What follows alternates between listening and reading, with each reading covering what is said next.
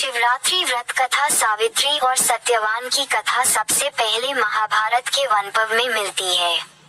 जब युधिष्ठिर मार्कंडेय ऋषि से पूछते हैं कि क्या कभी कोई और स्त्री थी जिसने द्रौपदी जितना भक्ति प्रदर्शित की।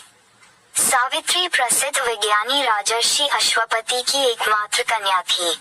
अपने वर की खोज में जाते समय उसने निर्वासित और वनवासी राजा द्युम्नसेन के पुत्र सत्यवान को पति रूप में स्वीकार कर लिया।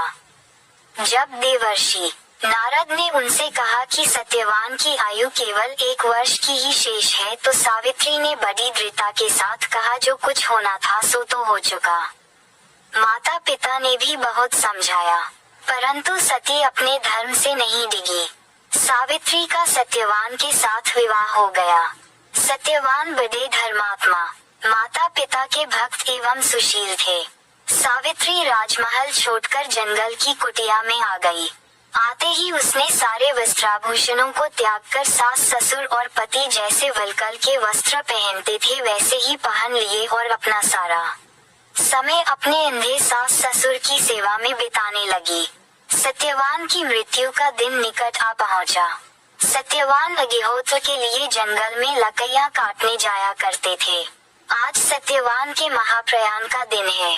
सावित्री चिंतित हो रही है। सत्यवान कुल्हाड़ी उठाकर जंगल की तरफ लकड़ियां काटने चले। सावित्री ने भी साथ चलने के लिए अत्यंत आग्रह किया।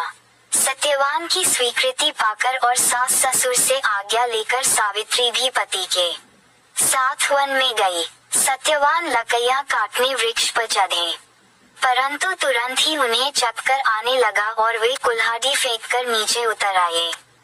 पति का सिर अपनी गोद में रखकर सावित्री उन्हें अपने आंचल से हवा करने लगी। थोड़ी देर में ही उसने भैंसे पर चढ़े हुए काले रंग के सुंदर रिंगों वाले, हाथ में फांसी की डोरी लिए हुए, सूर्य के समान तेज वाले एक भयंकर देव पुरुष को देखा। उसने सत्यवान के शरीर से फांसी की डोरी में बंधे हुए अंगूठे के बराबर पुरुष को बलपूर्वक खींच लिया।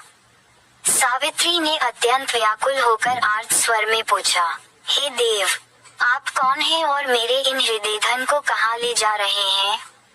उस पुरुष ने उत्तर दिया, हे तपस्विनी, तुम पतिव्रता हो, अतः मैं तुम्हें बताता हूँ कि मैं यम हूँ और आज तुम्हारे पति सत्यवान की आयु क्षीण हो गई है, अतः मैं उसे बांध कर ले जा रहा हूँ। तुम्हारे सतीत्व के तेज के सामने मेरे दूत नहीं आ सके, इसलिए मैं स्वयं आया हूँ। ये कहकर यमराज दक्षिण दिशा की तरफ चल पड़े। सावित्री भी यम के पीछे पीछे जाने लगी। यम ने बहुत मना किया। सावित्री ने कहा, जहाँ मेरे पतिदेव जाते हैं वहाँ मुझे जाना ही चाहिए, यह सनातन धर्म है। यम बार बार मना करते रहे, परंतु सावित्री पीछे पीछे चलती गई। उसकी इस दृढ़ निष्ठा और पातिव्रत धर्म से प्रसन्न होकर यम ने एक एक करके वर रूप में सावित्री के अंधे सास ससुर को आंखें दी, खोया हुआ राज्य दिया।